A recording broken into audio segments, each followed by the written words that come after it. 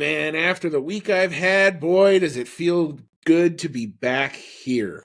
Welcome on in. You have found the Outlap F1 podcast. This will be season 7, episode number 14.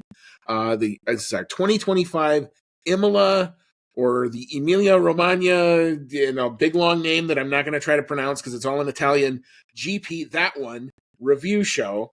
You have got Andy, and I am along with Cody tonight. We will talk about why there was no preview episode in a little bit, but Cody, it is good to see you. I'm glad that tonight finds you well. But how's it going? It is going well. I actually had the entire weekend to myself, and I took it in spades. I sat around and played video games for way longer than I probably should have, and didn't get any chores done around the house. But you know what? It was fun. Well, good for you. I had a different type of week and different type of weekend, but we'll get into a little bit of that in just a little bit. But if you found our show, welcome along. You can find us, as always, on Blue Sky, on X, Instagram, Discord, Reddit, and, of course, here on YouTube at Outlap F1 Podcast is the handle for all of that. If you enjoy what you're watching and you like what you're seeing and you like what you're hearing, you can do us a solid and click the like or subscribe button if you're on YouTube. Or you can you can leave us a 5-star review on your favorite podcasting app, particularly Apple Podcasts or Spotify. You can email the show, outlapf1@gmail.com. We'll always get you your comments to us. Thank you so much to our continued supporters who continue to support the show. Thank you so much to Dean Warwick, Yuri Dolchester, Paul Weaver, Quentin Warden, Kevin Kelly, Regan Stanzik, Timothy Brown, and, of course, Jonathan Scott. If you'd like to become a member of that, hashtag OutlapF1Nation and get a shout out on the beginning of every episode. We do include our anchor page. It is asking for a monetary donation. Do you have to do it? No, of course not. But if you'd like to, what it'll do is it'll go back into the show and try to keep our equipment up and current, keep us on this lovely recording platform, and all of that other good stuff. All right. So before we hop into Formula One and everything else, a couple things. One, obviously, there was no preview, and there was no posts about no preview or anything like that. Unfortunately, I had a bit of a health scare over the course of this past week.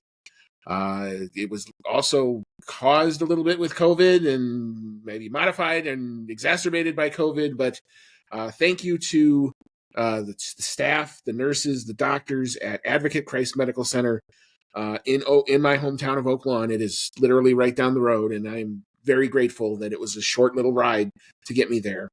They helped me get me through this. It's been a heck of a week, and oh, by the way, and then I had COVID on top of it.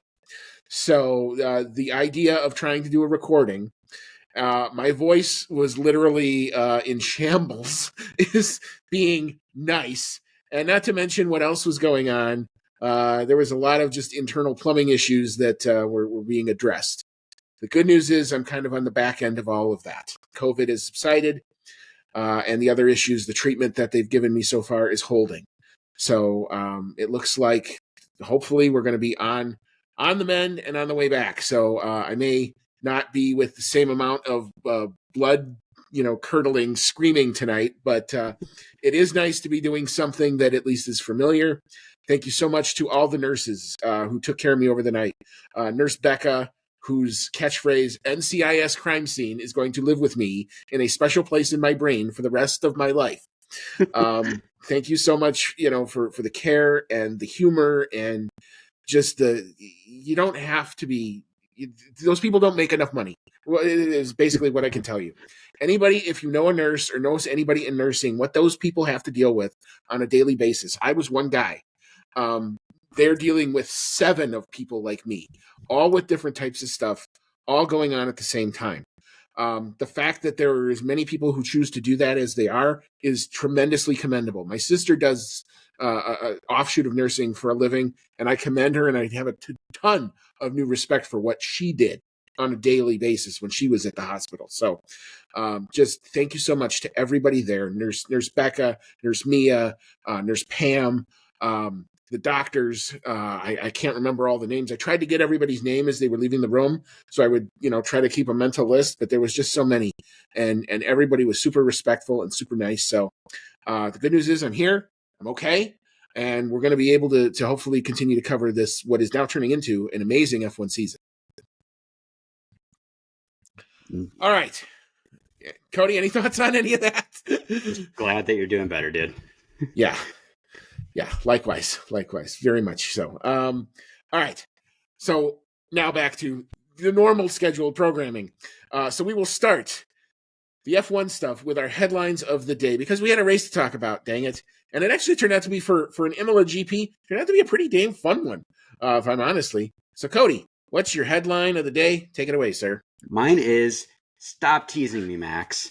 After the results of the last 3 race weekends, I had started to become okay with the fact that the Max dynasty was probably over, and that it would be really cool to see Oscar Orlando win the Drivers' Championship.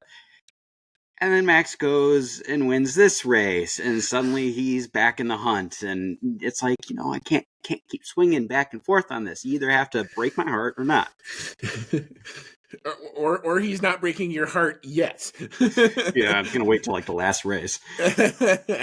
Well, I mean, he got himself back into the championship fight, all right, and that's because my headline of the day is, there was a video game on the old NES that had like 12 iterations. It was called Mega Man. My headline is Mega Max, because it was an absolute mega move at turn 1, and it's a move that you just gotta tip your cap to. And not to mention a very aptly timed virtual safety car, where I basically said, well, that's over and done with. Gave Max Verstappen probably his easiest victory since last season. That even notwithstanding, even after the second safety car, which we'll talk about when we get into the race, he was still able to pull away from both McLarens. So he obviously had the race pace, and good on you, Red Bull, for finding the race pace this weekend. So, yeah, it looks like it's, at least for the moment, definitely championship back on. All right. So we will start, as we are always apt to do, with our qualifying recap. And it's been a minute, so I've got the sound queued up. Yep, Wait, here we go. Wrong one. No, that's not it. But here we go. We got it queued up. Here we go. All right, so here we go.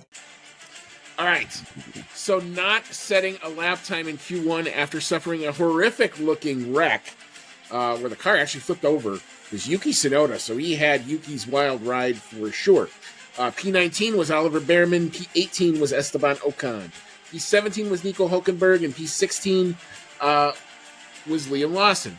Advancing through to Q2, but going no farther, P15, the now newly reminted Franco Colapinto, in the Alpine. P14 was Gabriele Bortoleto. P13, hometown hero Kimi Antonelli, not able to get out of Q2. That was a shocker. P12 and P11, even more shocking. The 2 Ferraris, Lewis Hamilton and Charles Leclerc. What happened there? Advancing through to Q3, the other Alpine of Pierre Gasly. P9, Isaac Hadjar and the Racing Bulls. P8, I loved your text. They ate their Wheaties this morning. Aston Martin, Lance Stroll. And then Fernando Alonso's all the way up in P5. Holy crap. P8 or P7 was Alex Albon in the Williams. P6 was Carlos Sainz in the Williams. So Williams and Aston Martin duking it out in qualifying. Look at that. P5 was Fernando Alonso. P4, only able to get this high, was Lando Norris in the McLaren. P3 was George Russell. P2, thought he did it again. Thought he did the Max Factor thing. He almost pulled it off. But not quite. Only P2 for Max Verstappen, because P1, with an absolute mega last turn that probably saw Oscar Piastri as emotional as again, we're learning new emotional limits for Oscar Piastri on the radio. But Oscar Piastri in the other McLaren with a 1:14.670. Hang on. There we go. All right. Cody, big thoughts here in the qualifying. Lots of people not where you'd expect them to be. Yeah, there's actually quite a bit that went on in this qualifying. I think the first one is the Yuki Tsunoda crash. I actually stepped away from the TV during, of course, the exact minute that happened. So I come back and I'm like, why is there a red flag? And I had to like rewind it on F1 TV a little bit, and I was like, holy crap, no wonder. It was a scary looking crash with how he flipped around. It's funny how they showed it because, when I rewound it all the way back, you see his car just sitting there in the gravel, and you're like, oh, well, yeah, it looks like it was a pretty nasty crash because of the state of the car, but you don't really get a sense of it until they finally show you the replay and you see how his car like flips all around and kind of up into the fence, and yeah, it was really nasty, and it really goes to show you just uh, how safe and durable these cars are, because after that, he got out right away, flipped out his little, like, I don't even know what you call that little head harness thing, but he flips that out. He gets out of the car. The Hans device. Yeah, there you go. He didn't even really seem that shaken. He's probably pissed off from what happened, but yeah, it seemed to be really not any worse for wear after that crazy ride. So it's a good thing these cars are as safe as they are. Yeah, the Halo proves its worth yet again. There's absolutely no reason why that should ever go away, because every time you see a crash like that where the driver's head could have easily been exposed, and it would have been, and just he would have been thrown at the barrier. The Halo has done its job, and it's continually done its job, and it saved Roman Grosjean for sure, and it probably saved Yuki Tsunoda from God only knows what. So yeah, I mean, but again, you're right. I mean, when I first saw it, I'm like, oh, well, Yuki had a crash. I had just assumed it was like a tank slapper, or something like that. And then you watch the replay, and it's like, oh my God, he not only, he had the tank slapper, but then the tank slapper kicked over, and he, does a 360, and lucky to end back up on the right side, so he could get out. And it was, the marshals were right there, and everybody did their jobs perfectly in order to get him out, and he's able to walk away from it. The car was not in a very good state after that, and that was kind of the end of that chassis. But yeah, just kind of a scary moment. That leads to the Oliver Behrman issue. Oliver Behrman, who probably should have gotten out of Q1 by all rights, except for the fact that there was probably a manual flag somewhere that had called for the red flag, whether it was one marshal post or somewhere. But according to all of the telemetry and the onboards that we could see, it didn't look like they flashed the red flag until after he had crossed the line. The FIA kind of said, well, no, that's not exactly what happened. Red flag was issued at this timestamp. Unfortunately, he hadn't made the line, so therefore his lap didn't count. They did now, I actually applaud them, because we've seen sometimes the FIA do things where they're like, oh, well, we'll undo the track limit thing and we'll reinstate the position. But that means that the driver who got reinstated couldn't continue in qualifying. But what they did here was they actually sat back and reviewed the thing for about good 10, 12 minutes. Now, it was kind of annoying, in the middle of a quali session to have a review, but I'm glad that they looked at it and they finally came to a conclusion. Meanwhile, I loved the showmanship of Kick Sauber sending Gabriele Bortoletto out into the pit lane at the end of the pit lane. Like, anytime you want to let me go, I'm more than willing to participate in Q2 because I haven't been told not to. But Cody, what was your take on the whole Behrman thing? I am happy that they reviewed it. Now, I think they were kind of what's the right way to say it? They saved some face from the fact that there was a red flag because it gave them some time to review it thoroughly. When this happened before, I think it was Alex Albon that got screwed out of this. By a penalty coming after we'd already moved into the next session. It didn't happen here, where they actually had an adequate amount of time to review it during the red flag period, and they showed so many different camera angles. I was actually pretty impressed by it, where they're like, oh, okay, like this is where he's at when the lights start flashing, and this is where he's at when it changes to red, or the red flag message comes up on the screen. But yeah, like you said, it ended up, even though he was past the line when those aids came into play, apparently the red flag had been officially issued before he made the line by a few seconds, I think. And so, unfortunately for him, that means his lap does not count, and he is all the way at the back. Yeah. I mean, you look at it in real time, and you're like, you say Haas has grounds here, and you're surprised that they didn't reconsider it. But if again, it's the timestamp in race control as to when they say red flag. And if that is consistent and it's consistent across the board, I don't think there's really a whole lot that you can do about it.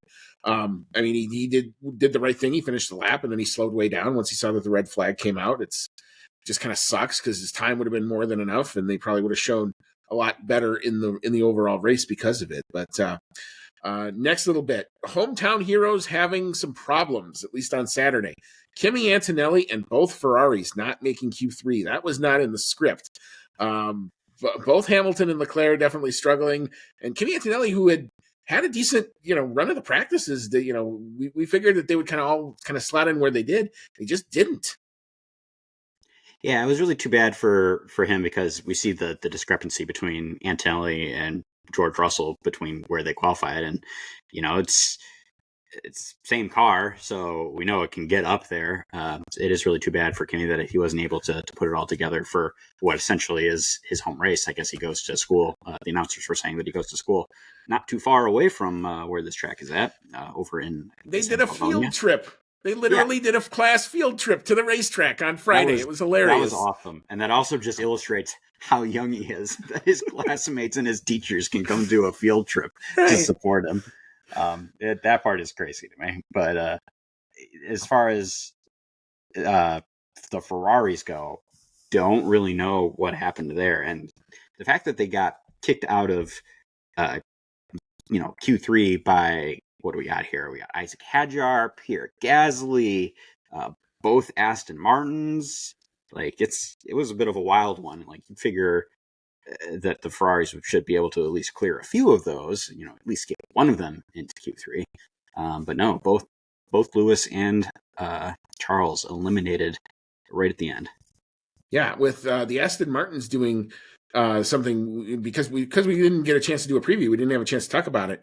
Pirelli introduced the C6 soft tire, and both Aston Martins instead elected to use the medium compound in Q2, which was the C5, which was last year's soft tire. And that worked out better for them, basically because the Aston Martin is really hard on its tires. That's one of the problems it has. It's one of its endemic problems. So it's got a lot of what I would call stupid downforce. And so they just did a tire offset for stupid downforce. And look what happened. Blam, here's Q3. So great strategy call by them. They were committed to doing that as early as the first practice because they didn't run any of their sets in any of the practices. So they ran exclusively on the C6 tires all the way through all the FP sessions up until qualifying. So that caught a lot of people out. It definitely caught the Ferraris out. Caught Kimi Antonelli out as well. Yeah, we're going to see the Aston Martins doing Monaco qualifying on the hards probably. Well, yeah, we got a whole lot to talk about when we get to Monaco too. But up front, Lando Norris unfortunately not able to put together another great Q3 lap, so he was only able to get up to fourth.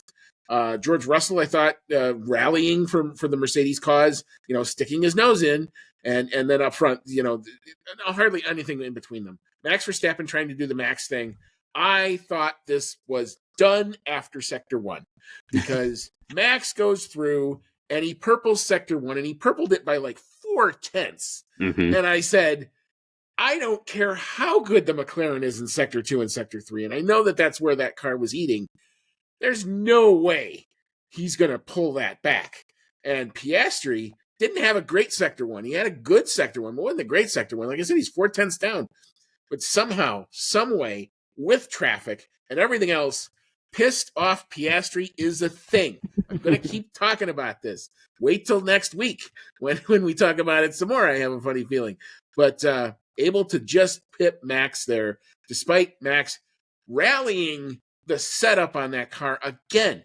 It's another indication of on Friday, the Red Bull turns up and it's terrible. And I don't know what they do to that car, but they dialed it in. Max got happy. When Max gets happy, he gets fast. I seriously thought he had it. I'm shocked that I'm not talking about another Max pole here. Yeah, I thought the same thing. It shows the green on the timing of down by 0.4, and I was like, holy shit, he's got this one in the bag. And then it shows after the second sector, oh no, now he's over by like a few hundredths of a second. I'm like, what the hell happened in that sector? But no, it's just they're both competing at their very best right now, and it's really awesome to see. Well, and you can tell the differences in what parts of the track each car excels in. Max, the straight line, that's where that's where the Red Bull is just eating and making its lap time, and then the McLaren is doing it in the medium and the slower corners, and it's amazing that these two totally distinctive car designs are coalescing to come up with almost the exact same lap time.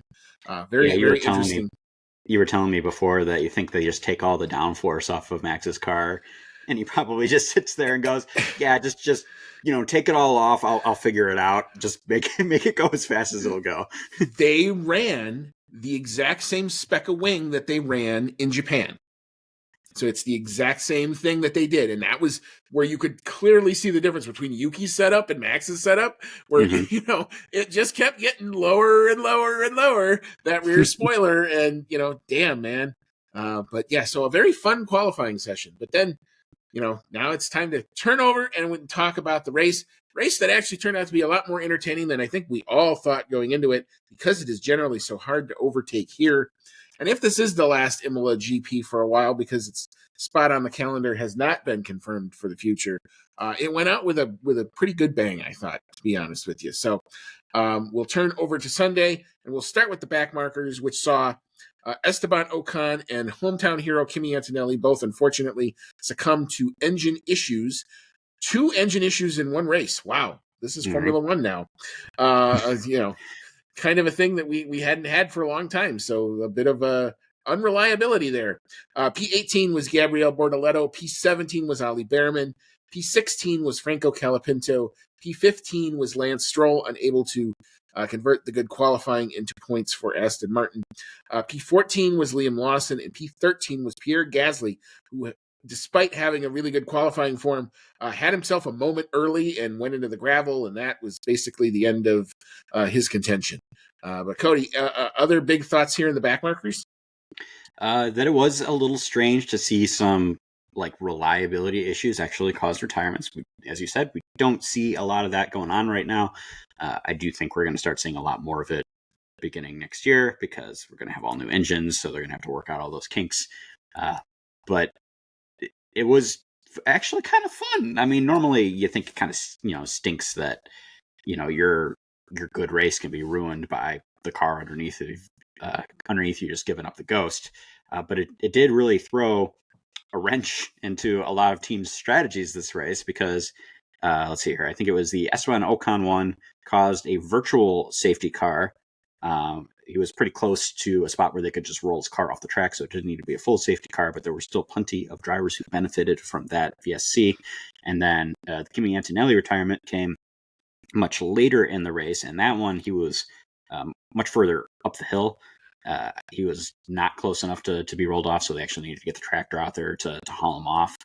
So that one was a full safety car, and we'll talk about how these safety cars affected the race as we get toward the front runners, but it did give me a little bit of a heart skip, being like, no, Max is out front. He was way out front. Just let him stay there. But it did at least make things more interesting. It was already a pretty interesting race, and that just threw even more into it.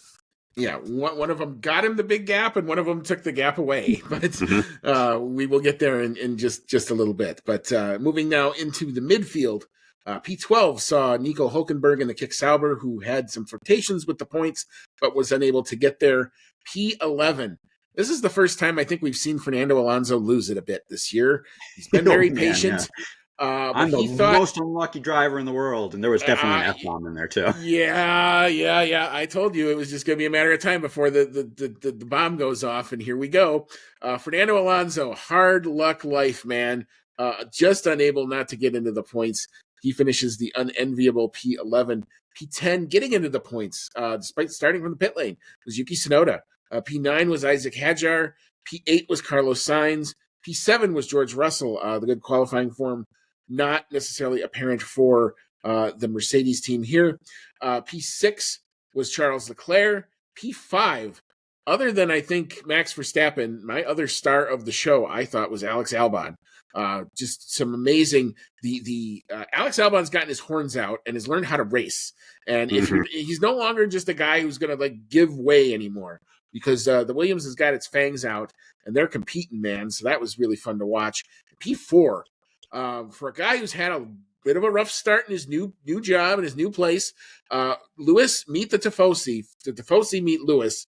I don't think I've ever seen a Ferrari crowd more happy about a P4 finish in a long time. But Lewis Hamilton from P13 on the grid all the way up to P4 with some great overtake moves, especially late in the race. All right, Cody, big thoughts here in the midfield. I thought it was a great comeback for both Ferrari drivers from where they qualified, making it up into the top half of the points. Was really great. Charles Leclerc got a little hung out to dry at the end because he wasn't able to pit to get on. Or I think I don't remember exactly who pitted when, but he definitely had some older tires on at the end there, so he was pretty much just trying to hold on. But sixth place, considering where he started, not bad at all. And Lewis Hamilton, had he had maybe like 5 more laps to try to close that gap on Oscar Piastri, who also was hanging on old tires, he might have been able to make the podium. So again, great performance from them to come back from poor qualifying and get something out of the race. Alex Albon, my heart was broken a little bit. I thought he had a chance at a podium. He was like right there in third place at just the right time at one point, and I was like, holy crap, he's going to do it. It's going to be like a legit on pace Williams podium, first one for Alex Albon, and it's going to be awesome. And yeah, it just didn't quite go his way. He did kind of go off the track at one point, trying to take a spot from Charles Leclerc, who ended up having to give that spot back to him to presumably avoid penalty. Ended up losing the position to Lewis Hamilton in that melee as well. But all three of them really great day for those drivers to finish as far up in the points as they did. Yeah, definitely. And some really good entertainment and moves and counter moves in places in Imola that you don't necessarily expect to see overtaking. So, the reputation of this track is, you only got one corner to overtake. Not so when these guys decide to get their fangs out and start moving and shaking and, bipping and baking around there. So, I mean, it was very entertaining to watch. I mean, I was, as a neutral in this, it was like, oh, wow. And especially the move where Lewis basically, I think, passes two of them, past Albon and Leclerc at one point, because Leclerc was hanging it out on some really old tires and Lewis was on very, very fresh tires. And you're right. I mean, maybe 4 or 5 more laps, Lewis might be very well on the podium, and that would have been, the Tifosi there would have gone insane. So, you do see, and I've been saying this, Ferrari race pace is a thing. Now, I don't know. I cannot explain what the hell they did in qualifying or what setup they put on the car that just completely went bass backwards for them.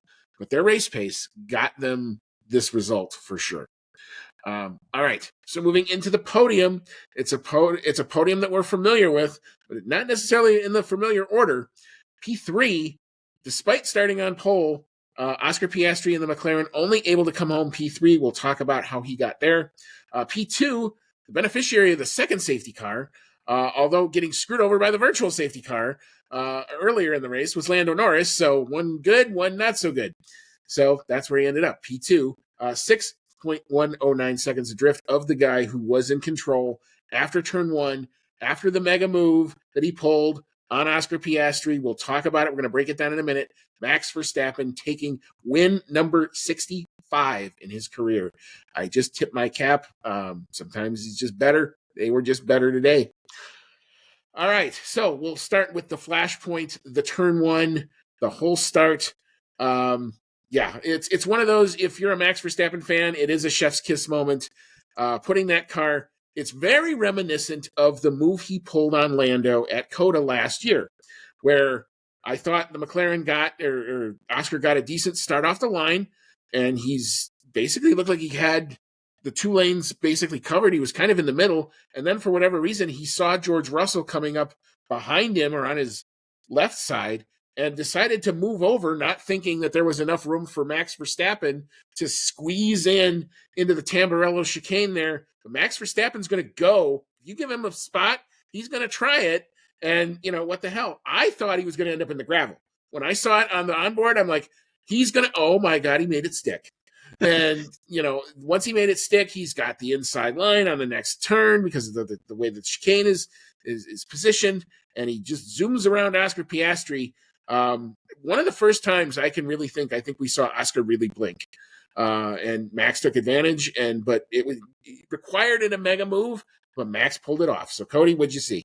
It was awesome to me, and my emotions did a big flip-flop in the span of a couple seconds because they get off the line. Oscar has a good start. Max kind of George Russell has a great start. So I'm sitting there going, oh, son of a gun. Like, this was a chance. And if from what we've seen, if Oscar takes off down the road in first place, probably going to win. And then they go into that turn, and when Max, just slides by right on the edge there, I literally kind of did one of these in my seat and was like, holy crap. The F1 TV announcers absolutely loved it. I think they needed a little bit of a cold shower after that one. The Sky Guys did too. Anthony Davidson needed something too after that, let me tell you. So that really cracked me up how they were singing the praises like that. But it was really an awesome move. And Oscar did kind of leave the door open for it to happen because he was trying to cover off George. And I mean, perhaps rightfully so. I mean, George did have the great start, and you don't know, how that's going to compromise you. But I would say he probably would have been better off putting the block on Max because, George gets by into the lead, but Mercedes hasn't been strong enough yet to really take the race win. So unless some magic happens with it out in clean air, you figure Oscar's probably going to take that back as long as he's in front of Max. But, as you said, maybe a little bit of a blink from Oscar, not really thinking that Max was going to be as much of a threat in that moment as he was. And, Max gets out in front and ends up taking off down the road, which was another big surprise to me because I was worried we were going to see something in like what we saw in Miami where, Max gets out in front, but it doesn't last. He's got to fight for it, and it ends up becoming inevitable that he gets passed. But no, Max actually stayed pretty well in control of the pace throughout the entire race, and he did get some big benefits here. If you want to talk about how Max benefited and the McLarens really got screwed by the virtual safety car, go for it. Well, Oscar didn't do himself any favors either. Right. Number one, the start, and we were texting back and forth, and my point was, look, if George Russell can pull that move off, great on him. Fair play. He can go off into the distance. Oscar Piastri is going to have enough race pace to catch and pass him, as was evidenced by what Lando was able to do. Lando was able to catch and pass George. It took him a while, had to figure it out, but was able to get the move done. And so you could definitely tell. Also, George Russell, as of right now, is 47 points adrift in the Drivers' Championship. You got to know who you're racing. Oscar, the people who you have to mark is, number one, your teammate, number two, Max. That's it right now. Until somebody else gets into that arena, that's it. So why, even if you end up P3 and Max is P5, that's still good for you. And I don't know if he just kind of figured, we're just going to pull a Miami and I'll get him back later. And no, you gotta understand that's a freaking, it's a cobra snake, man. He's going to wrap himself around that race win and not give it up. And you should know that. So it was kind of baffling to me. Like, you had gotten the start. All you had to do was move over and cover Max off, and he's got nowhere to go. But he didn't do it, and for whatever reason, he let Max go, and whether he was trying to think championship or think big picture, I don't know. But it is not in the normal Oscar Piastri mode that we've seen. Now, the rest of the race is the normal Oscar Piastri mode, because what ends up happening is he's now in the dirty air. His tires are going off. he radios into his pit and says, I don't think I'm going to make the plan A strategy, which was probably to go 25 or so laps on a set of C5 tires. So they box him, put him in a decent window, put him in some kind of clean air, but he's got a lot of people who aren't necessarily on that same strategy who he's got to do some overtakes. So he's got to do some overtaking.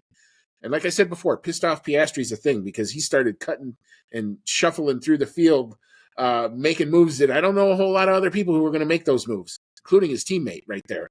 But he gets to almost undoing the damage of the early pit stop, and then the virtual safety car hits, and Max is literally 19 seconds in front at the end of that because Max gets a free and totally free pit stop.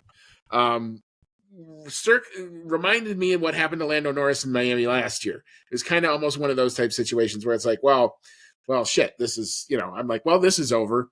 We're gonna watch a pace battle for a while, and maybe Lando or Oscar can get it down. Like I think when it came back and they went racing again, it was like 19 point something seconds. And I'm like, well, okay, if Lando gets it down to like 13, okay, at least we know we still got decent race pace, but he's not going to catch him. It didn't help for Lando too that he pitted like the lap before. The lap before. Lando had done the appropriate strategy, which was hold out because the tires were graining, but then they came back. So yeah, Lando was also complaining about his tires, but this is one of the things we don't necessarily know about Oscar. How good is he on the tire management side? He hasn't really had to do that a whole lot this season. I think this was a time where he blinked on the strategy. The team trusted the feedback, called him in because he was telling them, I can't make this strategy work. So, if you're McLaren, what do you do? Do you just have him hang out on a thing that he's not happy with? Losing not a big chunks of time, but it was like 3 or 4 seconds to Max at the time. He wasn't gaining on him. He wasn't able, and because of the timing of the virtual safety car, we never got to see the end of the tire stint where the McLaren could do its work and maybe try to claw the disadvantage back a little bit. So Max was able to control the tires and control the temperature. He could push when he wanted. He had kind of carte blanche until the second safety car, where I literally said, "Oh, race director, you've elected drama." I did the same thing. I was like, "Oh, so the other one was a VSC. You got to make this one a safety car because it's like at the end, right?" And then I realized, I thought the same thing. I saw the double yellow flags come up, and I went, "Oh, you've got to be kidding!" And then he goes full safety car, and I'm like, you did a good job of explaining why one was a virtual and one was a full one. When I was just looking at it, I was like, well, why is the one a virtual and why is the other? It didn't make any sense to me. I'm like, they should both be the same. I'm like, why is that not another VSC? But I think to your point, where the car was stopped and what they had to do to remove it turned out to be the determining factor. So I do feel a full safety car was appropriate, especially on the Antonelli one, because it took them like 7 laps to do it, as it turned out. So it was just not in a good spot. But, that now you've got Max and P1 on new tires. Lando has now made a second stop, so he's on new tires, but now he's behind Oscar, who's now on these used set of hards. And now we're going to have a 10-lap or something shootout. Lando is in the best position to challenge Max at this point, and now here comes where Now Max pitted for new tires as well, too, I think, right? Correct, under this full safety car. So Max is on brand new hard tires with 1 lap on him. Lando's on a set of hard tires with, I think, 1 additional lap on him because the McLaren scrubbed them in practice. So they were on equal tires. Yeah. And Oscar's on the 16-lap-old hards that he had gotten on his first stop. So the situation now becomes the classic, well, what do you do, McLaren? Do you issue a team order? Do you let them race? The election was to let them race, which they did cleanly. It took Lando 2 or 3 laps, but he does get around his teammate, basically, I think, because of the tire offset, but didn't have anything for Max after that. So whether or not I think they would have had anything for Max, even if the positions were reversed, I don't think so. Just because of the way Max has had the fresh tire life and the Red Bull race pace on those newer tires was just as good as the McLaren's today. Yeah, it would have been rough to do the position swap there too, because everyone's grouped so close together at that point. If you want Lando to have a shot at Max, you'd have to do that position swap pretty quick. Everyone else is there right behind you, and Oscar's on the old tires, so you're pretty much like, leaving him for the wolves at that point. If I think Charles Leclerc was up there with old tires too, but uh, Alex Albon was all over him. Lewis Hamilton was all over the both of them. So if they got by Leclerc and Oscar's already right there because he had to let Lando by, I think that would have potentially let Oscar fall even further back. So I think it was I think it was right to let them race. I think they kind of probably knew what the result was going to be anyway, so long as they let them race cleanly, and they did a good job with that. Oscar didn't just let Lando by; he fought him for it, but he didn't fight him too hard. So, I think it ended up being exactly what it was going to be, no matter whether they did a swap or by. Well, and the thing is, that's your championship leader. It's your championship leader and the guy who's won 3 races in a row. What are you telling him if you're going to team order that right there? I mean, you are destroying that teammate. Right, you are destroying any bit of the culture you're claiming to have. Mm-hmm. When we get to our awards, my favorite analyst was back on Sky this weekend, and you'll all know who I'm talking about. And he did a thing, and it was one of those. I don't have necessarily the same fire to get all red faced right now, but I was pretty damn close. We'll get there, but like that. It was never. This was never. The McLarens did not have the race pace necessary, I think, to get at Max, because even after the virtual safety car, when the gap was like the 19 seconds, Lando is in effectively clean air. He's maybe in and was on the better tire strategy. He wasn't making a whole lot of inroads. It only got to maybe like 18.5 or something before the safety car happened. So even if Lando is there, there's no way that I didn't see it potentially even happening. Like, it was nice that the gap came down, and I'm like, well, okay, at least we have a shot. But I wasn't very confident in that result flipping unless Max had a problem. Mm-hmm. All right. Any other thoughts on the podium or the Max victory or anything else before we kind of tie a bow on it?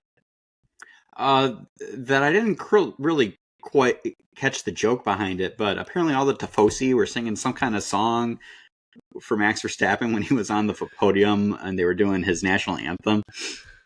Oh, I missed it too. Yeah, you have to go back. I heard it on the broadcast and was like, are they like making fun of him? Are they like cheering him? And then I kind of read about it later, and they were like singing some kind of like do Max Verstappen song or something. And so it was funny. But you could definitely hear it on the broadcast there's a club song, that I think it's Rammstein or something, that has a like 40-minute techno song that features Max Verstappen highlights in it. Really? And it's do Max Verstappen da da da. Oh, maybe that's what it was then. Yeah, so it might be that. So it may be reference to the Rammstein song. There, I learned something new today. Yeah. So Max is very popular in a lot of places. So, but anyway, we will leave a very entertaining Imola GP here. I did enjoy the watch, even though I didn't necessarily get the team result I wanted. I mean, I can't be that pissed off with P2 and P3. I gotta remember that perspective. Still double podium. Yeah, it's like, and then you watch all the post race stuff, and McLaren got vanquished. I'm like, no, vanquished would have been if they were where Hulkenberg was. That's vanquished. That would have been bad. If Max is leading the drivers, that's vanquished. That would have been a problem. This was not vanquished. Max was just better today, and I tip my cap to him. So anyway, we're going to leave this here. We're going to come back. We'll re-rack. We'll do our normal second half of the show's things, where we're going to recap where all the drivers and the teams stand after this round of the championship. We'll then open it up to your takes on the weekend in the fan email segment. We'll hand out some awards. We didn't get a chance to do predictions, so we won't talk about that. But we'll do a little preview of Monaco, and I'll talk a little bit about some Indy 500 qualifying. Something happened at the Indy 500 qualifying today that hasn't happened in 41 years. And you'll recognize the name if you're well read in the racing world. So come on back and we'll get into it.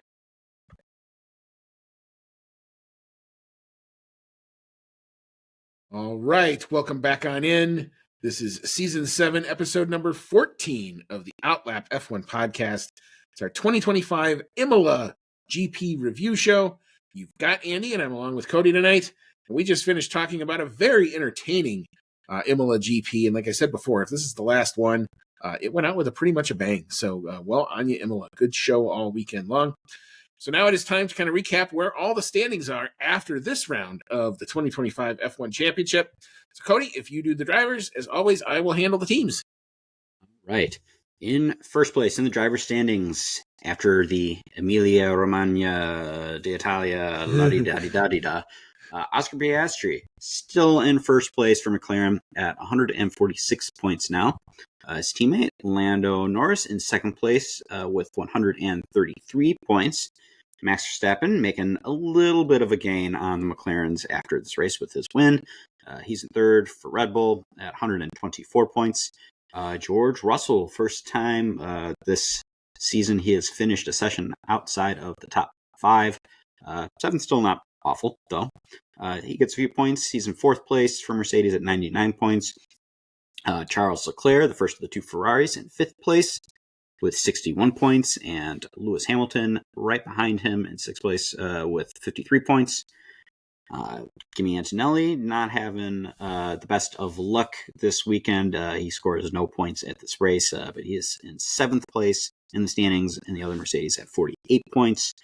Alex Albon did have a great showing here, finishing fifth place, so that puts him, I believe he's still in eighth place. In fact, he's probably, looking at the points here, probably going to be hanging around eighth place for a long time. But for Williams, and he is sitting at 40 points, and then it is a points tie for 9th and 10th place. Esteban Ocon gets 9th place on tiebreaker for Haas at 14 points, as I said. And in 10th place, Lance Stroll still holding on to that spot for Aston Martin, also on 14 points. Yeah, Carlos Sainz not that far behind now, but still Lance Stroll flying the banner for Aston Martin. Still crazy to think about it, but there you go. All right, so in the constructors, McLaren Mercedes, while they did not get the race win, they had a really good points day. They extend their lead in the Constructors' Championship. They are up now to 279 points over second place Mercedes, who check in with 147 points. Third place is Red Bull Racing Honda. They check in with 131 points. P4 is now solidly Ferrari, looking up now at the Red Bull team, but they are up to 114 points based on their good result today. P5 also now with a gap to their P6 rival, Williams Mercedes. They check in now with 51 points. Great result for them. P6 is Haas. They remain on 20 points. P7 is that Aston Martin team flagged by the aforementioned Lance Stroll. They remain on 14 points. P8 is Racing Bulls. They are up to 10 points on the season. P9 is Alpine, who remain on 7 points. P10, still on the 6 points. Based on Nico Hulkenberg's wonderful result in Melbourne, is Kick Sauber. Like I said, they remain on the 6 points. All right, so you have heard our takes on the weekend. It is now time for your takes on the weekend. It's the fan email segment. Just got a couple here tonight. I think Dave Doherty went on vacation or something because I haven't seen or heard from him much this week, but that's okay. Dave, we appreciate you just the same. We'll get to your question in the preview that you asked about Alpine in our next preview episode, because we got to talk about Alpine. We haven't even had a chance to dive into the drama and the craziness of the 2 weeks that happened with the Alpine team. And it ends in Doha, Qatar, with customs arrests and all sorts of stuff. So we're going to get into all that next week. So just trust us. We're going to talk about it. But our first email comes from Rachel Fleming. Cody, it's your time to shine. What does Rachel have to say? All right. Thank you, Rachel, for your email. And she says, well, that almost felt like 2023 all over again, almost. What a move from Max at the start of the race. It turned out to be a race-winning move and was worthy of the best. I thought we would all be doomed to a one-stop race with being a procession. Well, we did get some overtakes, which is a better result than last year. Alonso watch, well, Aston Martin can do well in quali. That's a good start. Race trim, not so much. Hopefully, there can be an improvement in Monaco, where quali will be key. Then Sauber watch. Once again, Nico was in 10th, but sadly, it was not to be for him or Gabriel. Finally, it's looking like it will be the last race in Imola for a while. It's a shame, but maybe the track wasn't as suitable for modern-day F1 cars as it once was, and there is always Monza still for the Tifosi. Now, as far as it being the last race in Imola for potentially the foreseeable future, that actually disappoints me a little because, one, we actually got a really good race here, and I'll get onto the tire aspect of that probably with our next email here. But I found out that tickets to the race at Imola are actually among the least expensive Formula One races you can attend, and you're still in the beautiful northern region of Italy. And I was kind of looking at that being like, I wonder if I can make this work. And then I found out that I don't have a chance because they're not racing there anymore. So I'll just have to wait for it to come back in like 5 years' time when they decide that the Madrid street circuit is not worth having. As far as some of the other things you got on here, yes, I am happy that we got real overtakes, and it wasn't just at the only DRS zone, although that was where most of them happened, but it wasn't the only place. And while it did turn out that the one-stop strategy was pretty much the best way to go, at least it wasn't a sure thing from the team's perspectives, because we did end up having some two-stop strategies, even coming into play before we had the safety car at the end, where everyone who could took another stop.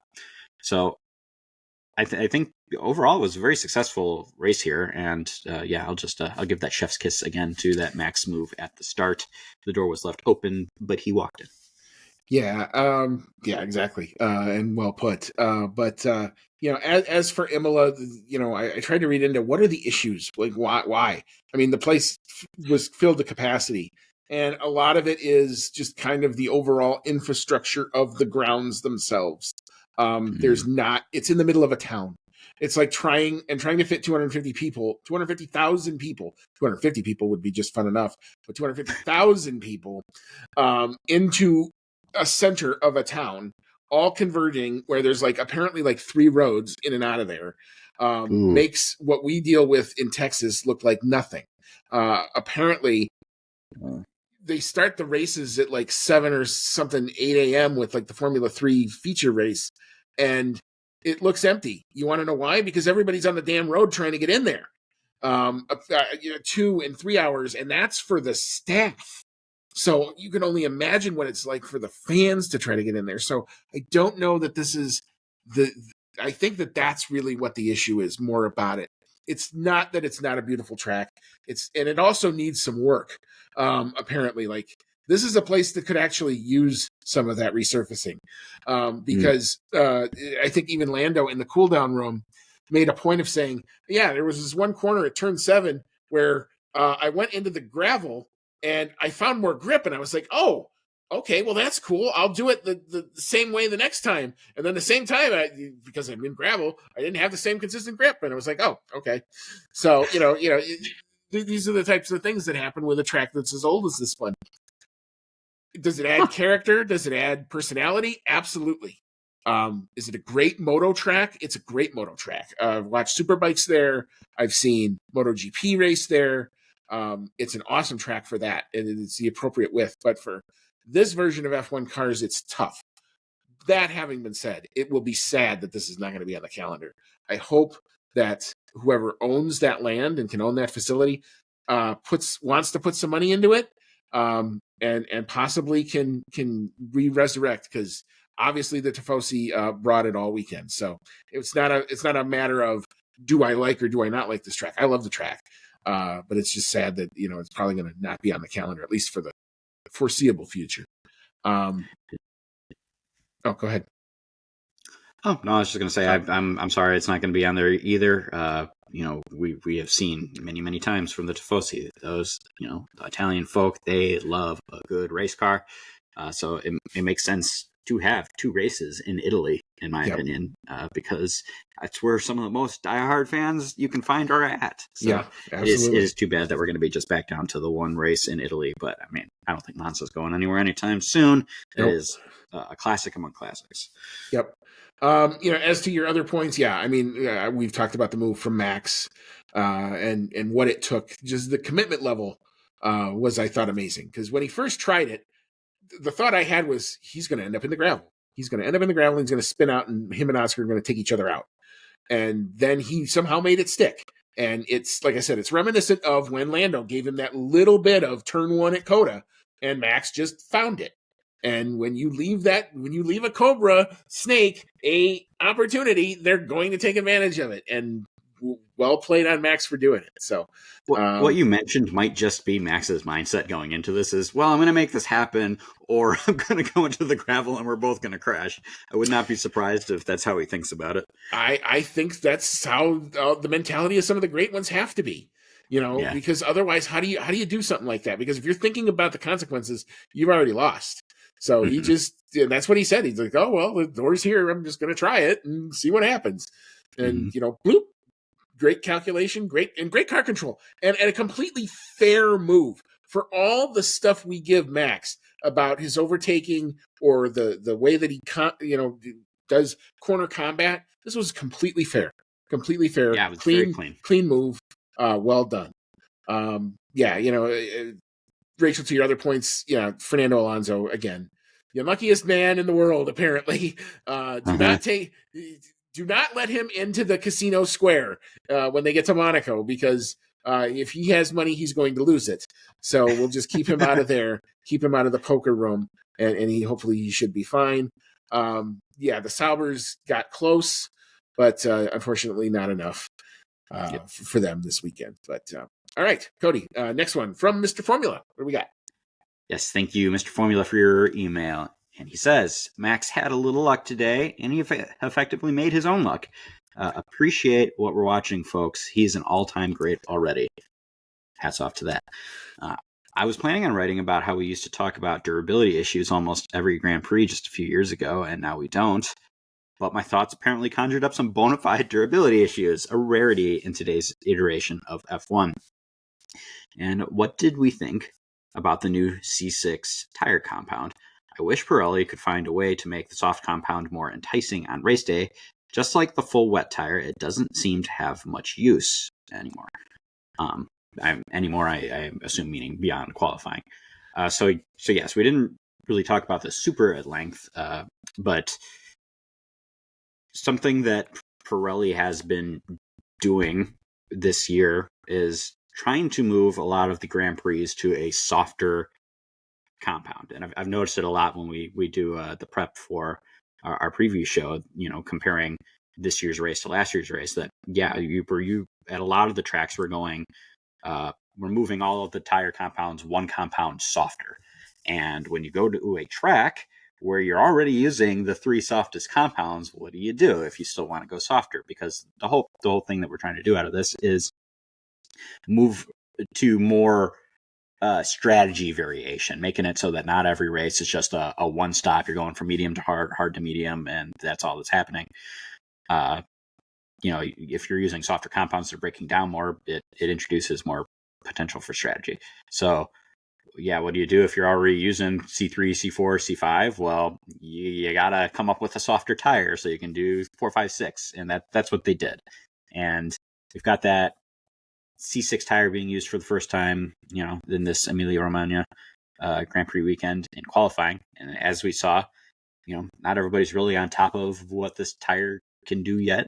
We did see Aston Martin have greater success in qualifying using the C5, which is still a very soft tire.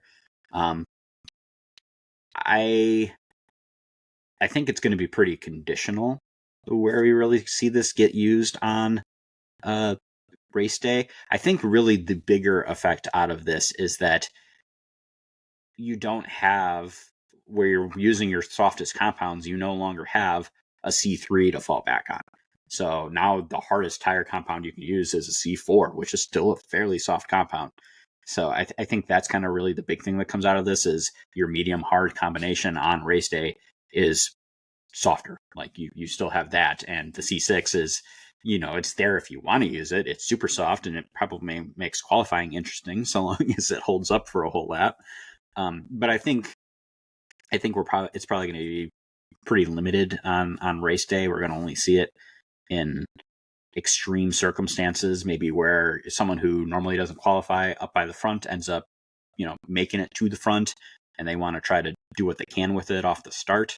Maybe you'll see a C6 come into play then if they're already using softest compounds, or if it ends up happening that there's like a safety car at the end of the race and somebody wants to try to make the most out of like a 2-lap sprint. You might see people switching over to the C6 then. That you could really see that kind of strategy come into play with any softest tire compound for the race weekend. I don't see, with how soft they must be making this tire, I don't really see it coming into play much beyond qualifying. But as I said before, I don't really fully think that the purpose of this tire is to get used a lot. I think it's to make it so that you still have to use softer compounds that race weekend. Right. I tend to agree with you. And to me, the issue is the lack of testing. And why do we have a lack of testing? Because the only place we went testing was Bahrain, which is 80 grit sandpaper and just eats up tires.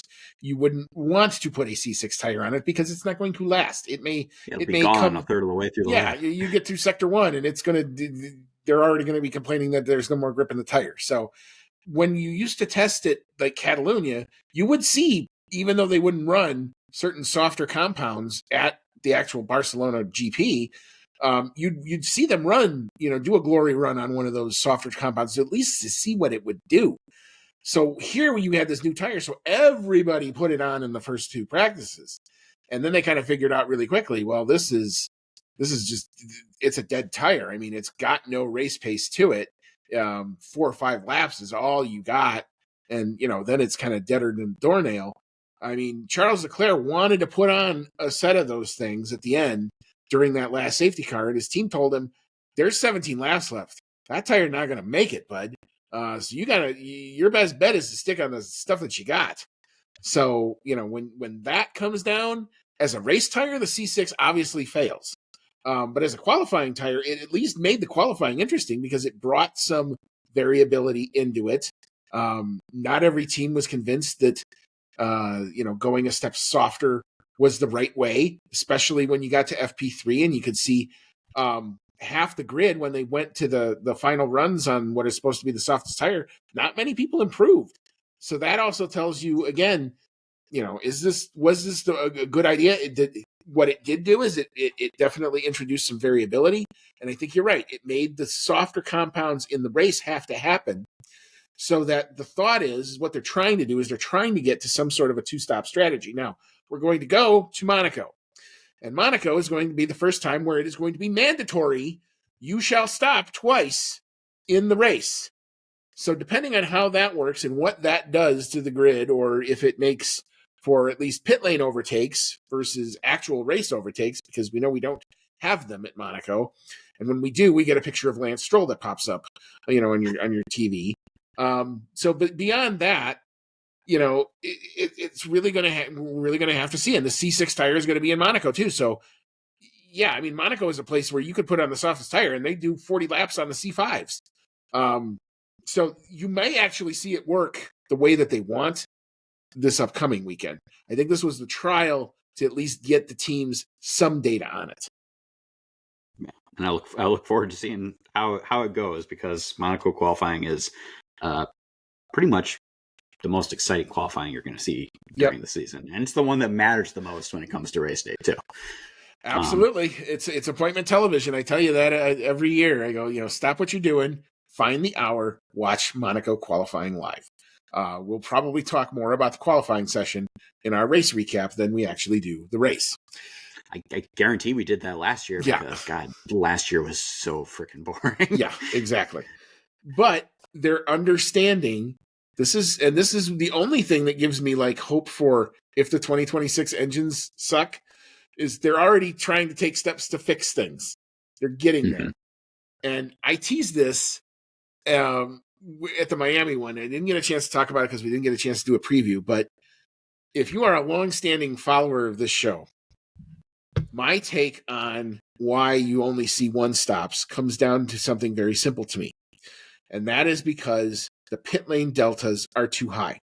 The numbers don't work out. That even if you get better tires and better race pace and all that other stuff, there's no motivation to do it because it's not quicker overall. And the biggest component of that is the pit lane speed limit. So what has been proposed, they're finally listening to this show. Thank you so much to whoever at the FIA's picked up on this to make, in certain places, the 60 kph at least up to 80 kph. I understood that when we went down to 60, there was a lot of reasons for doing so. You had a lot more people in the pits. You had a lot more photographers and people who, quite frankly, shouldn't have been in the pit lane to begin with. And they were in danger. So to come out and try to say, you need to raise the pit lane speed limiter to get more two-stop races was not going to go anywhere. So I didn't exactly die on that hill. But it is interesting that now, what is this, season 7? I've been doing this for like 5 years. 5 years into this, somebody's listening to me, dang it. Here we go. We're going to try that. So that's the payoff from last week. But thank you, Mr. Formula, as always, for your comments. We enjoy responding. Thank you, Rachel, too, as well. Rachel, just to let you know, I'm doing much better. She reached out to me over Twitter and wanted to make sure I was okay when I put the tweet out that said, hey, no preview, but we've had some issues. All right. So we're going to move into our awards, and we shall start with the rubbish. And we've got some on-track ones, and I've got some off-track ones. So, Cody, what you got here? My rubbish is going to go to Ferrari in the qualifying session because I don't know what they were doing with that car, but it was nowhere to be found in Q2. Some of the cars that they got out-qualified by, frankly, to them should be a little embarrassing. The Aston Martins have been pretty much nowhere this entire season, and yet both of them made it in front of both Ferraris. So, yeah, very disappointing from them in qualifying. I will get to the race bit later, but yeah, I don't know if they were trying some kind of weird setup or they really didn't know what to do with that C6 tire yet, but it was pretty bad. Yeah, my on track, just because of the way the results panned out, and I felt bad putting Ollie Behrman in here, but Haas, just this whole weekend, it just seems as they couldn't get any luck. From the Behrman incident to no points on the day to Esteban Ocon's engine, going kaput. It just felt like they had kind of a bad weekend, and I think they're just happy to be done with it. Off the track, Sky, what are you doing?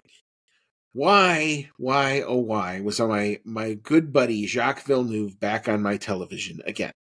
Now, I thought for 3/4 of this weekend, you did the right thing with him. You put him opposed to all the women. You had Jamie Chadwick in there. You had other pundits in there that were kind of making sure that he wasn't going off on weird tangents and hot take city and all that. And I'm like, oh, this is what he's actually supposed to be doing, giving driver perspective. And then the race ends, and then he has this McLaren point that just sent me to the moon. I probably shouldn't be going to the moon in my condition right now, but I was pretty damn close because he basically said that McLaren failed because they didn't do the driver swap right at the end of the safety car. And I'm like, in what reality, one, has that strategy ever worked? And two, why are you just stirring the pot to stir the pot? Like, just shut up, man. Just stop talking. We're all get dumber. And then that gets onto other social media. And, it ended up in Ted's notebook. And Ted's, Kravitz is quoting Jacques Villeneuve. And I'm like, oh, just stop it. Just stop it. Stop it. Stop it. Get him away. Let him go and be the guy that talks to a magazine in the off season. That's what he's good at. He gives no actual insider analysis. I don't believe any of the rumor mills that he propagates. And it's just, he's waiting for an opportunity to do a hot take. And he contained it for 3 days. And then he decided to go berserker. Yuck. Continuing to prove that Jacques Villeneuve, among Andy's least favorite Formula One world champions. I swear to God, if he's working at Coda, he's going to get yelled at from the stands. Well, the wonderful thing is, from our seats, he'll be able to hear me. you. And he will be able to hear me. I guarantee you, I'm going to find out. You suck. Yes, exactly. Like it's going to be constant. They're going to go, who is that guy in the background? Yeah, me, motherfucker. I would be there. I would literally be there for it. So I'm looking forward. Like if I find out he's there Saturday night, we're going to Walgreens. We're getting some signs. We're getting markers, and we're staying up all night doing arts and crafts and Jacques Villeneuve hate signs. It's going to be awesome. Fantastic. I'm gonna end up on TV at that point. All right. So beyond that, but let's see that. Then I get kicked out and never invited back. But we'll move on. It will not be anything obscene, I promise. It'll be fair game. Analysis paralysis, but let's move on to that. Cody, what you got here? I'm going to go with McLaren on this one. Now, the Lando one, that's not their fault. They were doing a good strategy with Lando, making him go for the one stop. They just had bad luck with him that he pitted right before the virtual safety car. Now, not sure how much of the Oscar bit was on Oscar and how much of it was on McLaren making the decision to pit him early. It ended up really not helping him out because first then he had to fight through traffic, and he did a great job fighting through traffic. In fact, I got a pretty good laugh when they played the radio bit of the Red Bull team telling Yuki Tsunoda to hold up Oscar as much as he could, and Oscar just flies by him right after that. I was like, oh yeah, you did so much to hold him up there. Lewis Hamilton's got more Oscar trauma too, because that was a pretty sweet move that he pulled on him. Yes, he was doing a good job fighting through the traffic. Problem was though, is he would make a little bit of a gain on Max in terms of time, and then he'd get into dirty air, and fighting with another car that he's got to get past, and he'd lose everything that he gained. So that wasn't helping him. On top of that, it ended up being that the one stop actually probably was the better way to go.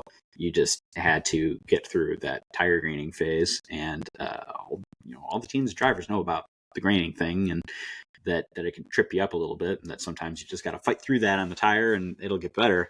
But they jumped the gun a little bit, and I think they threw away. Well, they didn't really throw anything away. Oscar still made it onto the podium, but I think he would have had at least an easy P2 had they hung him out on the one stop. Yeah, I mean, I'm in a similar vein, but mine is more on Piastri because I heard the whole radio thing, and that's more on Oscar than the team. Oscar said, "I don't think we can get to Plan A," and when Oscar says stuff on the radio, he's usually very definitive. I mean, it's not like when Lando does it, and you got to kind of have a whole conversation in a committee meeting and then kind of figure out what we want to do and what's everybody else doing. No. Oscar just said, "I don't think we can make this." And McLaren have backing their guy saying, look, this is our championship leader. He's right now the de facto number one of the team. He says we can't make it. Come up with a strategy to get him to the end of the race. How are we going to do it? They sent the calculators to work, and they came back and they said, box him at this lap. That's what happened. But Oscar not having faith in the tires made his race much, much harder because of that. And I thought for that's still one of those things that he's still we got to figure out. Is he really coming into his own on reading the tires? And here it was a bit of a miss, if I'm being quite honest with you. So my analysis paralysis goes, I love the guy, but Oscar Piastri's got to wear it this time. All right, so we'll move on to our dark horse of the day. I'll go first with this one. I'm going to give this one to Alex Albon and Williams as a whole, who I thought they look so good compared to where they were in the last couple of years. They are going to be so much fun starting next year for sure. They're going to be fun this year, but even next year, you just have a funny feeling that James Vowles is going to put the resources in the right places. They're going to come out looking like geniuses at the end of this thing. But in the meantime, Alex Albon's got his fangs out, and it's fun to watch. This was the guy that, was in the other Red Bull seat and kind of got screwed out of it. So, Helmut Marko, fuck you. Alex Albon can race. Yeah, I got to wonder how many of those Red Bull number 2 drivers that have come and gone through that seat. We've seen so many of them turned out to be really great drivers. They just floundered in that seat. I mean, Gasly's doing much better. Albon is doing much better. Ricardo, I think, is the only one who really ended up coming off worse out of leaving there. But it makes you wonder if anyone really should be going into that second seat right now, because it might ruin their career. I think Albon has actually been doing so well so frequently lately that it's actually going to be hard to call him a dark horse here in the near future. That's true. He's gonna outwear that title. Mm-hmm. My dark horse is going to go to Ferrari for the race. I thought with how bad their qualifying went that they were going to be kind of stuck in the back there, and was actually kind of hoping that maybe we'd see some kind of miracle that lets Fernando Alonso get some points for finally. But no, they actually fought back brilliantly, and it was almost looking like Lewis Hamilton was potentially on for the podium at that point had he had a few more laps. So yeah, a great comeback from them from a really rocky Saturday to having a pretty great Sunday. Yeah, I would agree. Like I said, the Ferrari race pace is definitely real. Mm-hmm. All right, so we'll move into our driver of the day. I think we've got consensus here. This one's an easy one. Max Verstappen for the mega move in turn one, and just the controlling of the pace after that. This one looked reminiscent of 2023, Max Verstappen. So well done, sir. I tip my cap, and we'll move on to the next one as a McLaren fan, but Max Verstappen, driver of the day, easy. Yep, same for me. It's the first race that he's won really since Brazil, I would say. He's only had a couple of wins in between there at this point, but he looked in control of this one pretty much for the whole race. Even if he didn't get the well-timed virtual safety car, I still think he probably was going to win the race. Yeah. He was, in control of the gap to the cars behind him. It didn't really look like the McLarens were going to catch him up and put a lot of pressure on him like they did in Miami. So I don't know if it's just that this track was better suited to the Red Bull. Maybe they're figuring some stuff out. Who knows? But he at least looked in control of this one, like the Max of 2023 or the Max of Brazil last year, where he got out in front and just took off down the road, setting fastest laps for 20 laps. Yeah. So yeah, easy Max Verstappen driver of the day there. So we're not going to talk about predictions because we didn't do any, because I was kind of a bit indisposed there. So I apologize for that. But in lieu of that, I'm going to get out one of my favorite sound effects of the year because we get to talk about a little IndyCar. Here we go.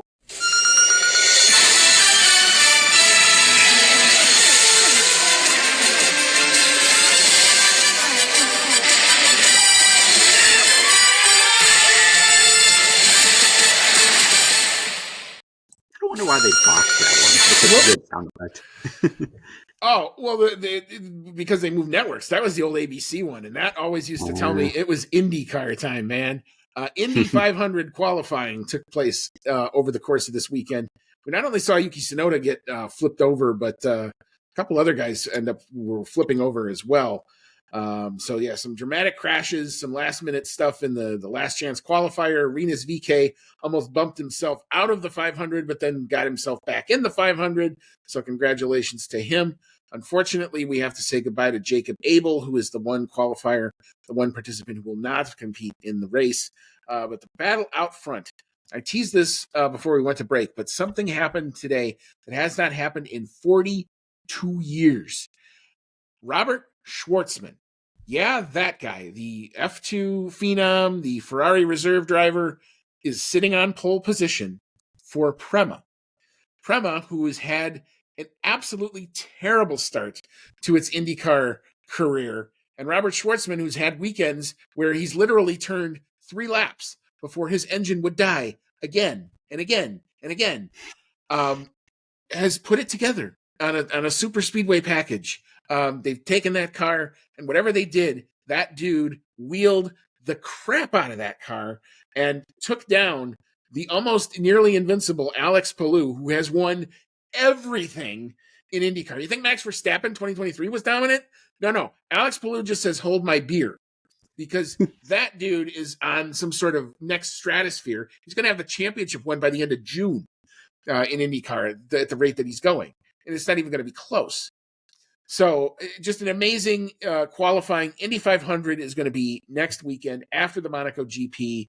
If you have Sky, I think they literally go from the F1 straight to the race. So you can watch it if you're in Europe. It is appointment television. New network this year. It's on Fox, no longer NBC. Will Buxton, if you remember from F1 TV, is now come over and full-time in the U.S. and does the play-by-play commentary. Very excitable guy, very passionate guy, and a lot of fun. And I thoroughly enjoyed the qualifying coverage this weekend. So it's always good to talk a little bit of IndyCar.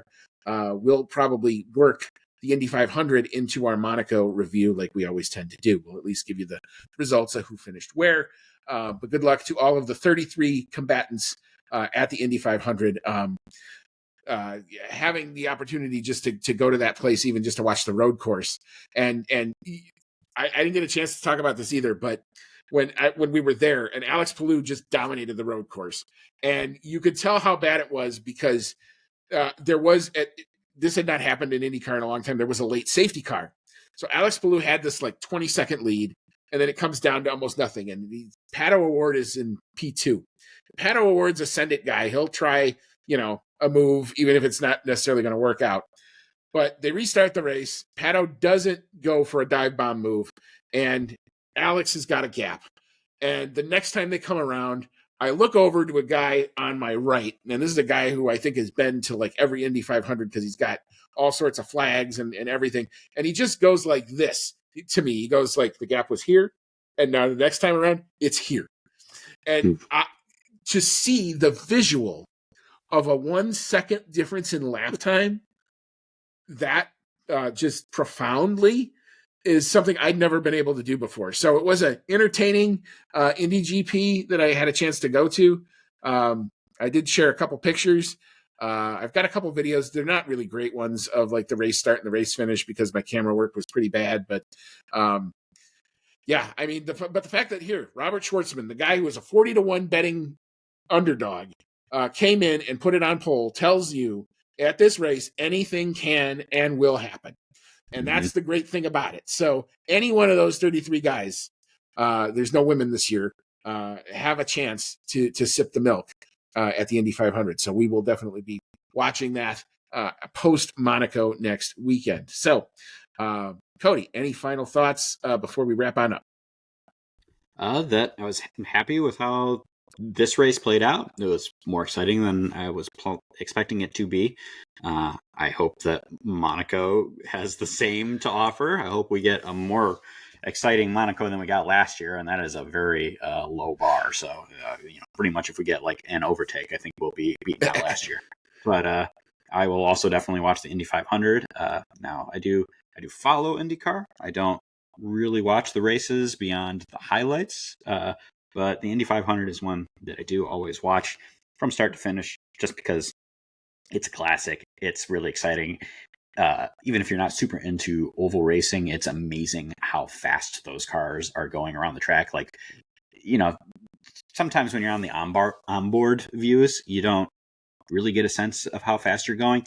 At the Indy race, you do get that sense. Yeah. You're on the onboard and you're watching how fast everything is whizzing by the cars, by the wall and outside of it. And you're like, holy crap, these guys are insane. They're doing like 230 plus. It's a great one. And those guys have nuts of steel for sure. Your eyeballs can't keep up with it. I mean, it's literally a blur. It's literally a blur when you're trying to watch it. So, good luck to, like I said, to all of those folks. So we're going to gear up for our Monaco GP weekend and our Indy 500 weekend. All things, assuming everything goes well, we will try to get a preview episode out or later on this week. And then we will watch, obviously, the Monaco GP with great anticipation, and the Indy 500. We'll be back with a review show and hopefully get back to kind of a normal cadence. Thank you to everybody who sent messages of support. They are much, much appreciated. So, again, for Cody, it's been Andy. It's nice to be able to do this. This is like the most normal thing I've done all week. So thank you, everybody, for sticking with us. And as always, folks, may all your laps be fast.